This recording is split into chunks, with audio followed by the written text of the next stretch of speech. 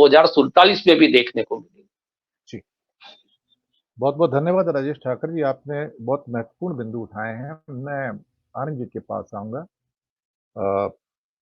चाहे वो election reforms हों जिनको लाने के चक्कर में कि एक बार इलेक्शन हो जाए 5 साल में बात खत्म हो जाए।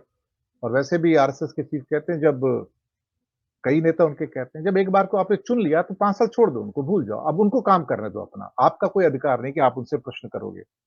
लेकिन हाँ, एक बात मैं कहूँगा कि भारत में पहली बार ऐसा हो रहा है जिसको शायद बहुत सारे लोग पहचान नहीं पाए हैं कि केशवानंद भारती के बाद, उस केस के बाद 13 जजों की बेंच थी।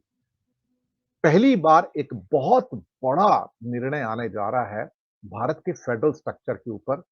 इस जो 86 कंपनियां हैं या 86 जो सारी फर्म्स हैं या राज्य भी सब कुछ है मिनरल्स के बारे में। और लेकिन इस समय इस सारे जजमेंट के अंदर एक और हिस्सा भी है जो बहुत ज़रूरी है, आनंद जी, वो है मिस्टर अडानी, जो भारत का मिनरल किंग है। और रेयर अर्थ मिनरल्स को भी जो इंडिया में नए लिथियम वगैरह खोजे गए हैं कश्मीर में, वो भी उसी को देने की बारी आ रही है। तो कहीं न कहीं उन जैसे व्यक्तियों को प्रोटेक्ट करवाने के लिए ये सारी जो 9 जजों की जो बेंच आई है, ये एक बार से फिर से इंडिया के फेडरल सिस्टम को रीडिफाइन करने जा रही है कि यहाँ राज्यों का कोई अधिकार है या नहीं है। राज्य एग्जिस्ट करेंगे या नहीं करेंगे, या उन्हें एक भिखारी की तरह जिंदा रहना पड़ेगा और उनके पास अपने सोर्सेस को जनरेट करने का कोई अधिकार नहीं होगा।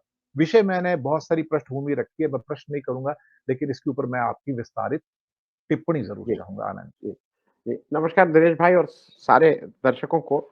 पहले तो मेरी बहुत स्ट्रॉन्ग आपत्ति है आपकी इस बात से कि अ, अडानी जी मिनरल किंग हैं। अडानी जी केवल मिनरल किंग नहीं है, अडानी जी देश के मालिक हैं। तो मेरी बहुत स्ट्रॉन्ग आपत्ति है कि आप मैं मैं देश के मैं मालिक के बारे में स्वीकार हाँ, करता हूँ आप सर, मैं स्वीकार स्वीकार करता हूँ। करिए और इस पे आपको माफ़ी भी माँगनी चाहिए कि देश के मालिक को आप एक किंग के समकक्ष लाके खड़ा कर रहे हैं। तो मेरी जी, बहुत स्ट्रॉन्ग जी, आपत्ति पहली तो अडानी जी की बात पे थी।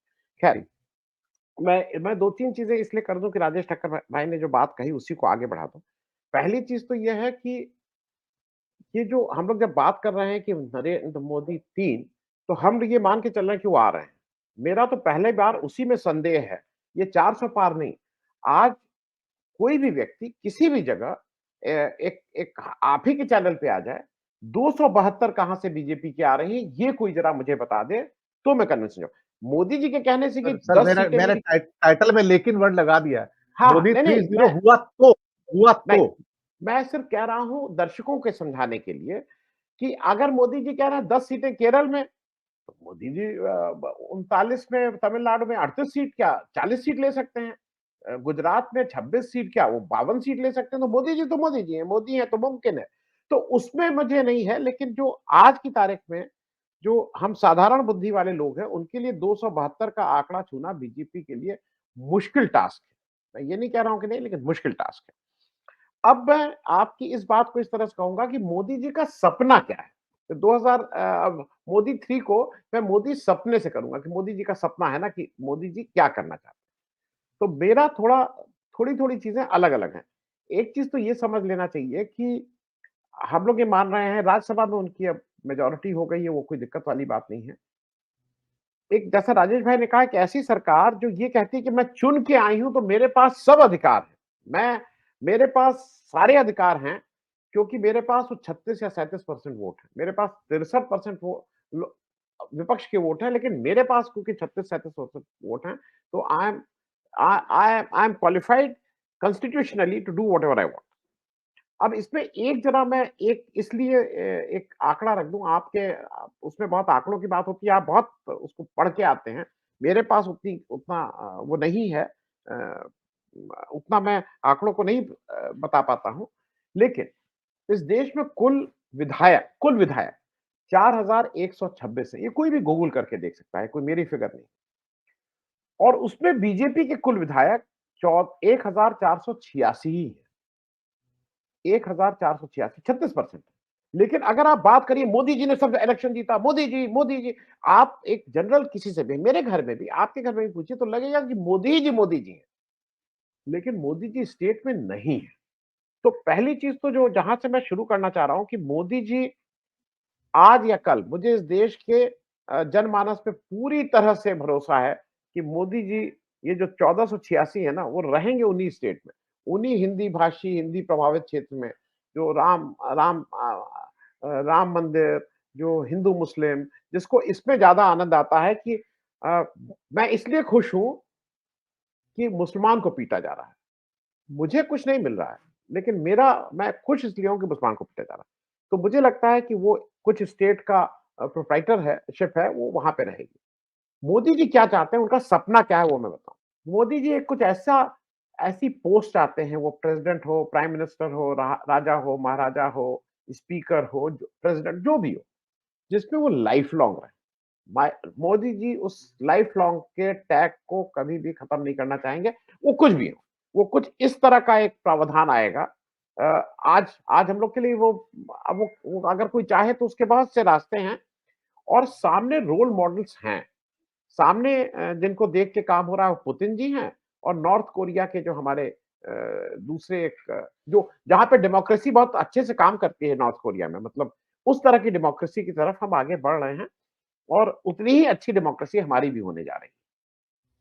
आप अगर देखिए तो किस रास्ते से चल रहे हैं, वो मोर और लेस वो road map Modi ji already दे चुके हैं। सपना तो का वो बेसिक हो वन नेशन वन इलेक्शन क्या है?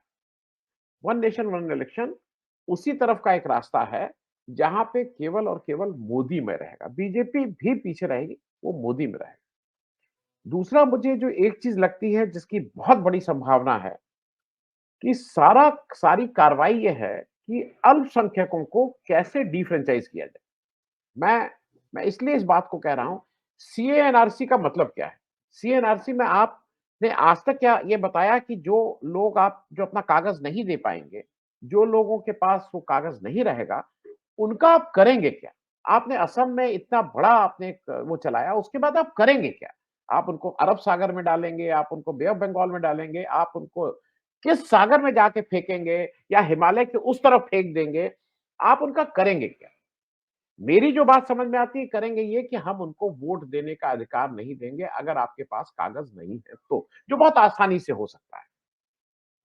तो पहली पहली चीज़ तो मुझे ये लग रही है कि पहला जो जो जो रास्ता है वन नेशन वन इलेक्शन अल्पसंख्यकों को। और दूसरा काम ये करेंगे कि हम तो किसी को उम्मीदवार नहीं बनाएँगे। जब उम्मीदवार नहीं बनाएँगे तो वो चुन के भी नहीं आएगा अल्पसंख्यक। लेकिन अगर उसने किसी दूसरी पार्टी से चुन के आया तो हम उसको सांसद या विधायक नहीं रहने देंगे। उत्तर प्रदेश में तमाम उदाहरण। समाजवादी पार्टी और बसपा से जो लोग चुन के आए थे, उनको किस तरह से उनके पीछे लग के, उनके पूरे परिवार के पीछे लग के क्या-क्या हुआ मैं उसको रिपीट नहीं कर रहा हूँ। तमाम अफ़ज़ल अंसारी, आज़म खान मतलब कितने दानिश अली कितने नाम गिनाऊँ। अब जो जो आप बात कह रहे हैं कि फेडरल स्ट्रक्चर नहीं, दिनेश जी शायद मैं उतने अच्छे वर्ड मेरे पास नहीं हैं। वो सारे स्टेट गवर्नमेंट्स को, राज्य सरकारों को नगर पालिका बनाने की कवायद है। वो नगर पालिका से बढ़ के कुछ नहीं रखा। फेडरल तो आप जब कहते हैं तो लगता है फेडरल में तो कुछ रह जाता है। ये सारी कवायद नगर पालिका बनाने की है कि ये जो सारे स्टेट और राज्य सरकार हैं, जिस तरह से आज नगर पालिका में एक बजट दे दिया जाता है, जाओ अपना मौज करो, सभासद को कुछ-कुछ उसको भी दे दिया था, ठेका पट्टा तुम लोग करो, उसी नाली बनाओ, वो लगाओ, कुछ सड़क-वड़क बनाओ, उसी में कुछ कमाओ खाओ, लेकिन इससे आगे बढ़ने की मत सोचो। तो सारी स्टेट गवर्नमेंट्स को प्राइमरली नगर पालिका बनाने की बात हो रही है। जो आप हिस्ट्री को चेंज करने की बात कर रहे हैं, प्राइमरी से लेके ये ऑलरेडी शुरू हो गया है। इसमें कोई सोचने की बात नहीं है। और मैं तो ये भी मानता हूँ कि अगर आज इस देश में फर्ज़ कीजिए कि अगर अल्ट्रा लेफ्ट की सरकार भी आ जाती है, आज की तारीख में अगर 2024 तो वो अगले 2-4 साल में साफ नहीं कर पाएगी। उसको भी कम से कम 25 से 50 बरस लगेंगे, ये जो गंदगी आ गई है उसको साफ करने के लिए। ये संभव नहीं है। हुँ, और मेरे लिए ये आश्चर्य नहीं होगा। देखिए, हम सब लोग बड़े हुए, मैं और आप, ये बाकी लोग तो हम लोगों से उम्र में छोटे हैं। दिनेश जी, मैं और आपको ठीक से याद है हम लोग जब बड़े हो रहे थे तो गांधी और नेहरू 2 फोटो लगती थी। मुझे इसके अलावा तीसरी जी, फोटो तो नहीं याद है। लेकिन आज गांधी तो कई फोटो से हमारे विमर्श से हट गए हैं। अब वो अम्बेडकर, भगत सिंह, सुभाष चंद्र बोस, पटेल कौन-कौन लाए गए हैं। गांधी की फोटो कई जगह हमारे पॉलिटिकल उससे भी बाहर कर दिए गए। मुझे ताज्जुब नहीं होगा कि अगर मैं 15-20 वर्ष जिंदा रह गया, तो इस देश में गोडसे की फोटो लग जाएगी अगर वो 3 या 4 आया। अब बहुत से लोग मुझसे इस बात को कहते हैं कि भाई आप कुछ भी कहिए, गोडसे को आप हत्यारा बोलिए लेकिन देशद्रोही मत बोलिए। तो वो दिन दूर नहीं जब गांधी की फोटो तो छोड़ ही दीजिए, वो तो आज भी हटना शुरू हो गई, गांधी की फोटो तो हट ही रही है। जब मुझे ऐसा लगता है, अब वो हो सकता है 5 ही साल में हो जाए, क्योंकि बहुत फास्ट फॉरवर्ड करते हैं। जब गोडसे भी कहीं न कहीं हम लोगों को गोडसे की फोटो भी यहाँ लगाने की बात दिखने लगेगी। मैं एक आप लोगों ने एजुकेशन की बात बहुत कही थी। एजुकेशन में चेंज क्या होना है? आपको लगता है एजुकेशन में कुछ चेंज होना है? आज जो दिल्ली में एक एक एक यूनिवर्सिटी है, अशोका यूनिवर्सिटी गुड़गाँव में है, बहुत प्रतिष्ठित है और जल्दी एडमिशन नहीं होगा, जुगाड़-उगाड़ करना होगा, किसी से फ़ोन-वोन करवाना होगा तब वहाँ एडमिशन होगा। अशोका यूनिवर्सिटी का, और ये मैं दर्शकों से भी कह रहा हूँ और आग्रह इसलिए कर रहा हूँ कि आप ये समझिए कि देश कहाँ पहुँच गया है। अशोका यूनिवर्सिटी में दर्शकों से आग्रह है कि आप एक गूगल करिए। आप गूगल करिए undergraduate fees at Ashoka University. आपको बीए पास, बीए ऑनर्स की जो फीस है 1 साल की, वो हॉस्टल और एजुकेशन वो लेके 11,70,000 रुपए है दिनेश भाई। 11,70,000 रुपए है। मैं इसको इसलिए फिर से दोबारा कह दूं, मैं लखनऊ के जिस स्कूल में पढ़ा, वो उत्तर प्रदेश का सबसे महंगा स्कूल था जब मैं सन 63 में गया था। 50 रुपए महीना उसकी फीस थी। और जब मैं यूनिवर्सिटी में आया तो 15 रुपए महीना फीस थी। मैं जब यूनिवर्सिटी में मैंने ग्रेजुएशन किया, आपने भी यही 15-20 रुपए वाली रिजीम में पढ़ाई की होगी। 25 रुपीज बीएससी, बीएससी हमारा 15 रुपया 75 टू 77, 70 नहीं 74 टू 76। जी, जी, तो मेरा 15 रुपया 180 रुपए में 1 साल की फीस, 360 रुपए में ग्रेजुएशन करके बाहर निकल गए थे।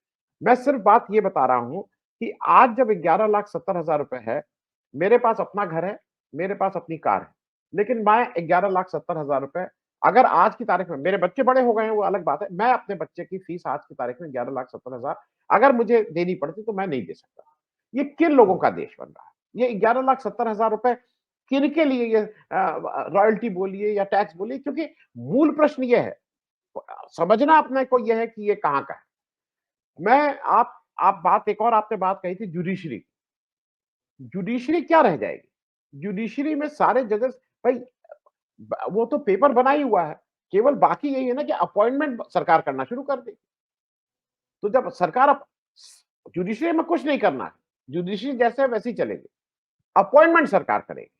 तो अपॉइंटमेंट जो करेगा ये हम भी जानते हैं, आप भी जानते हैं अपॉइंटमेंट क्या होता है और कैसे करते हैं। ये बात मैं कुछ चीजें इसलिए कह रहा हूं कि कि ये हमको और आपको जितनी जल्दी समझ में आ जाए वो हमारे और आपके लिए आवश्यक है। आप जब क्रॉनिक कैपिटलिज्म की बात करते हैं, इस देश में आज क्या हो रहा है? मैं 2 चीजें बता दूं। आज आप अडानी जी को, जैसा मैंने कहा कि आप उनको कह रहे थे मिनरल किंग, मैं उनको कह रहा हूं कि भाई मालिक है वो इस देश के। आज हमारे विमर्श में, हमारे पॉलिटिक्स में अडानी जी कहीं नहीं आ गए हैं। 2 छोटे इंसिडेंट दे दूं जो हाल के हैं। हिमाचल प्रदेश में जो हुआ, उसमें कहीं न कहीं एक कांग्रेस के वरिष्ठ जो जो हमारी और आपकी बिरादरी से आते हैं, उनका नाम कहीं अडानी से नहीं जुड़ा कि वो अडानी का कहीं कुछ इंटरेस्ट था, क्योंकि उनके सीमेंट प्लांट में ट्रांसपोर्टर्स स्ट्राइक थी, सेब की दिक्कत हो रही थी, तो वो भी चेंज चाहते थे।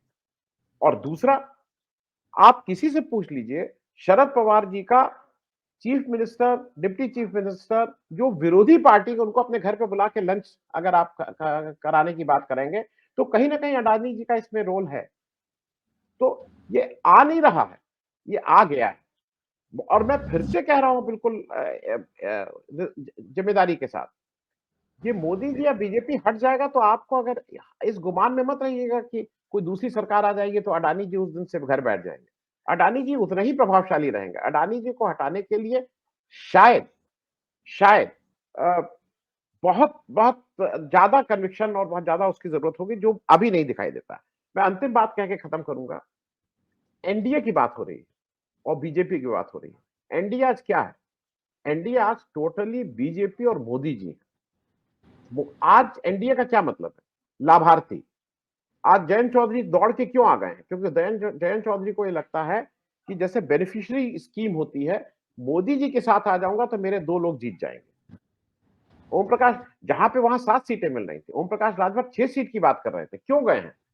क्योंकि लाभार्थी योजना मोदी जी चला रहे हैं। मोदी जी की एक लाभार्थी योजना है, उसमें ये सब लोग उसके लाभार्थी हों। तो अब ना एनडीए रह गया है ना बीजेपी, वो मोदी जी है। तो मेरा अपना मानना यह है कि जो मोदी 3 का जो सपना है, वो मुझे अभी भी विश्वास है इस देश की जनता के ऊपर, इस देश के आम आवाम के ऊपर, कि जब इस तरह के निर्णय आए हैं, तो पिछले 75 साल नहीं, पिछले कई सौ सालों में इस देश की जनता ने कभी इस तरह के किसी व्यक्ति को सैंक्शन नहीं दिया है। और जी। मैं अभी भी कन्विंस हूं कि 2024 के इलेक्शन में इस देश की जनता इस तरह का सैंक्शन नहीं देगी। दिनेश जी। जी। जी, मैं विवेक जी के पास आऊँगा, फिर मैं स्पीच दीपक